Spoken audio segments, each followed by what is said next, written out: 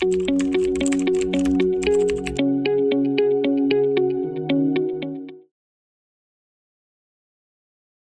පුතේ අපි බලමු මේ ගණිත ගැටලුව දිහා. සහල් 1 kg වල මිල රුපියල් 24ක්. ප්‍රශ්නය තමයි 1 kg 250යි g වල මිල සොයන්න. ප්‍රශ්නේ පැහැදිලිනේ? දැන් අපි බලමු කිලෝග්‍රෑම් එකක් කියන්නේ ග්‍රෑම් කොච්චරද පුතාලා දන්නවා? ග්‍රෑම් 1000ක්. එහෙනම් කිලෝග්‍රෑම් භාගයක් කියන්නේ ග්‍රෑම් 500ක්.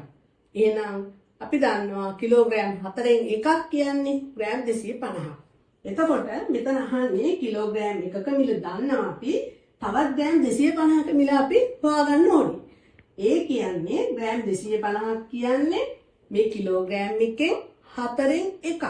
එතකොට මේ මිලත් 4න් එකක් මේ මිලෙනුත් අපි බලන්න ඕනේ 4න් එකක් කොච්චරක්ද කියලා.